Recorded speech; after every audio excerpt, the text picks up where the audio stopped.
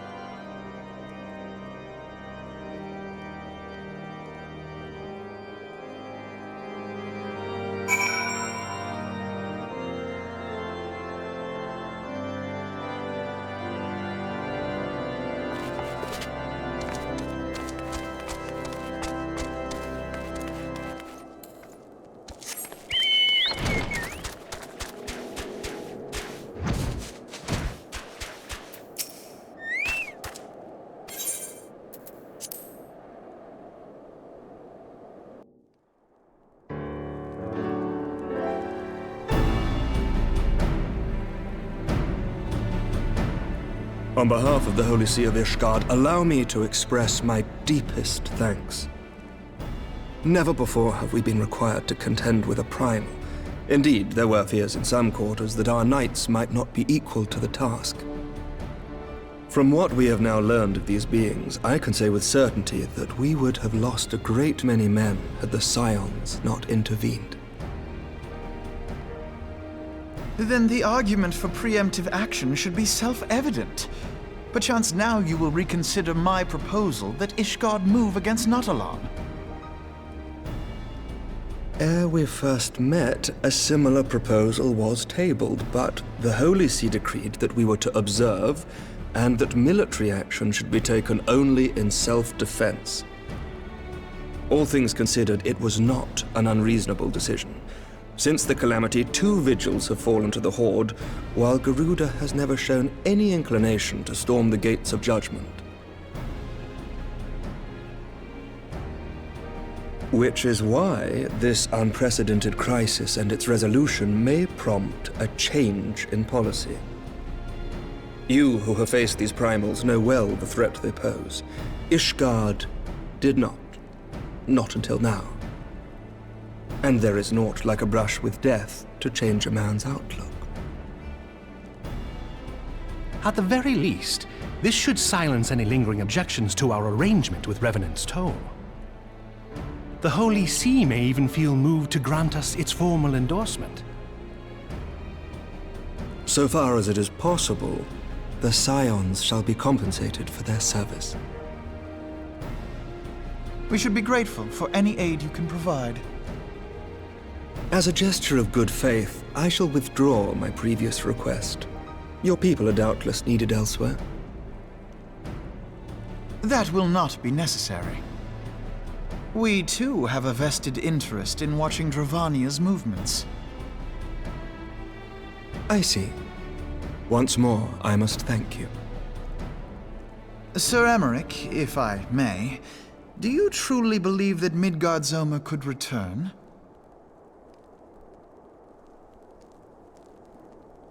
The heavens are a window unto truth, but those who interpret their movements are not infallible. I requested your involvement as a precautionary measure. But of course, you sought an excuse to compensate us from the first, mindful of what would happen if Revenant's Toll were taken by your enemies. Ishgard is not wont to aid its neighbors, but that does not preclude it from manipulating them to serve its own interests. Choose your next words carefully.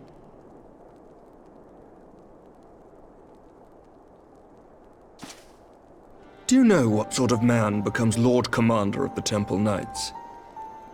One who comes from good stock. I did not. Yet here I am now. Why do you suppose that is?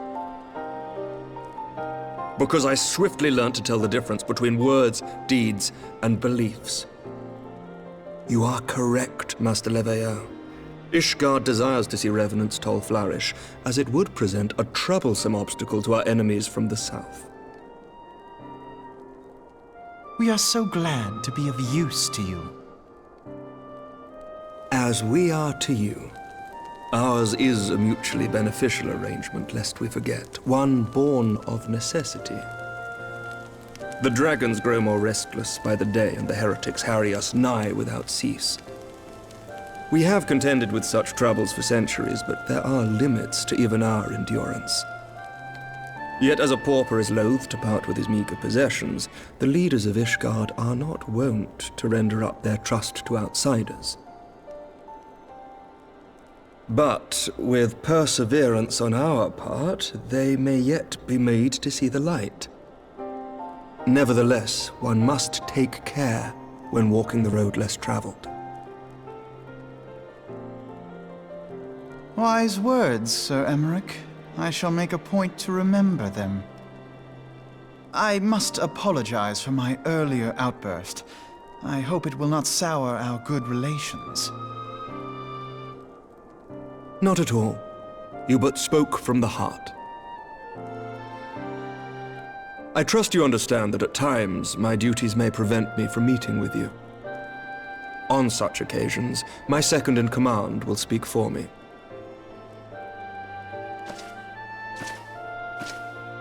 Lucia, at your service. Pray excuse our reticence. We are but wary of speaking too freely, lest our sentiments be made known to our enemies. Know that the Lord Commander and I are of one mind. For the sake of Ishgard, and of Eorzea at large, I pray our peoples can put aside their differences. Those who dwell in the past risk losing sight of their future. Should aught befall one of our shipments, pray inform Lucia immediately. You may also relay to her any words you might have for me alone. Not being of Ishgardian birth, she owes no allegiance to any noble house, making her as near to incorruptible as one can find in my homeland.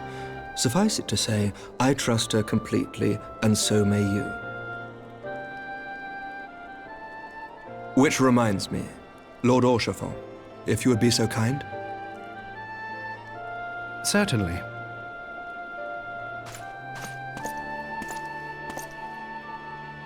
In times such as these, trust is ever in short supply.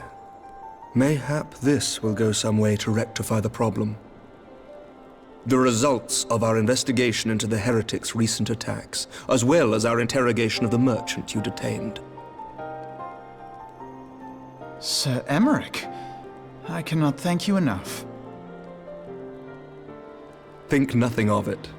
Ishgard may be many things, but it is no friend to Garlemald. Did I not tell you to have faith, my friend?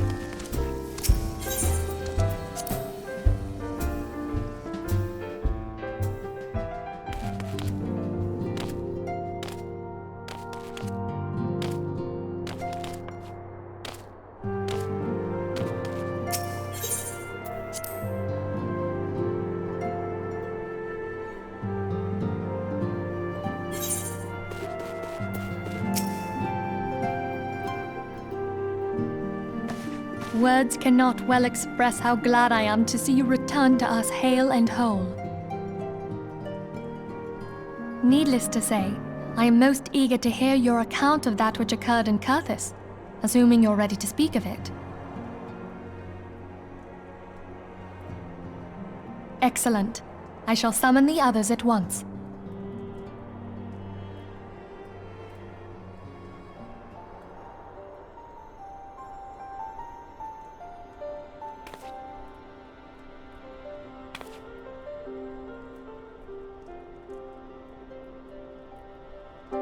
Iceheart used her own body as a vessel for a primal soul?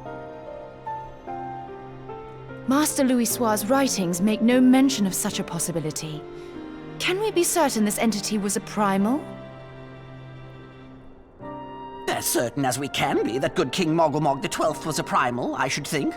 Both were ostensibly summoned. Let's not quibble over definitions. Of more concern is the implication that Iceheart retained her will, even after she was possessed. We are talking about a mortal, wielding the power of a primal. It can't possibly be that easy, can it? There must be some sort of sacrifice required. Or maybe she's just special? What qualities this woman possesseth, I know not, but full sure am I that she was groomed for this role. Few are privy to the secrets of summoning, and but a single party standeth to profit from their dissemination. Well, I wouldn't presume to comment on how the lass came to know about summoning, but I will say that what she summoned was a primal. The readings were the same, or near as damn it. Strange as it all sounds, it's really no different from what you've faced before.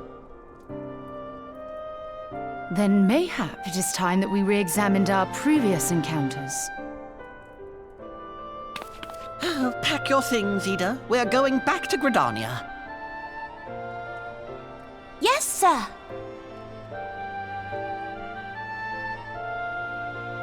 About Iceheart's final words to you.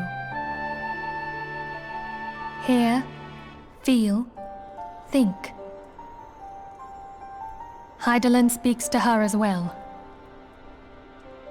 If Iceheart is blessed with the power of the Echo, she will doubtless have used it to further her goals. Or could it be that it was a revelation granted her by the Echo which first set her on this path? She did say that the Ishgardians were blind to the truth. Do you think she has knowledge of the origins of the Ishgardian-Dravanian War? It would do much to explain her unwavering conviction.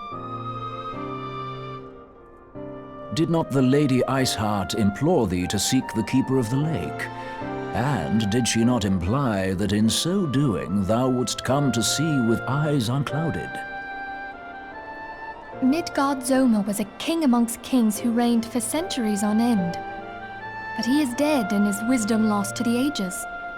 Unless the Ishgardians' fears are well-founded. It would seem we have yet another reason to stand watch over the Keeper of the Lake. For a mercy, we are well positioned to do so. Iceheart, Shiva, Ascians, and Midgard-Zoma. I shudder to think how they're all connected.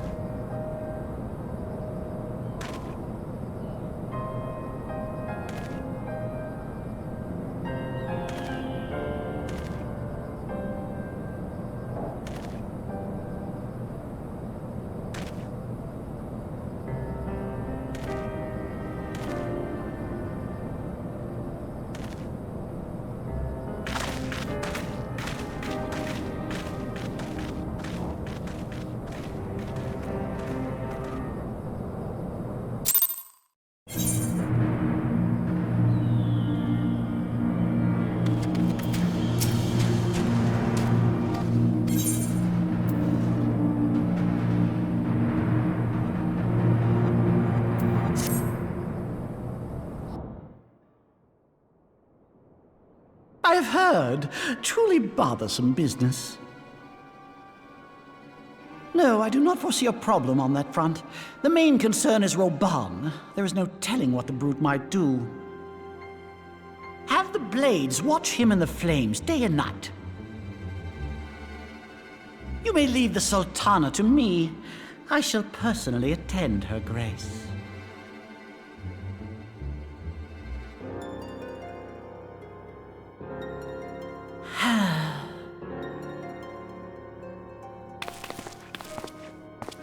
Sever one of the East Aldenard trade routes.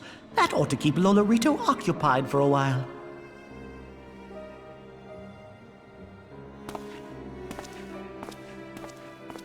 Nanamo Ulnamo. For my sake, pray be a good little Sultana to the last.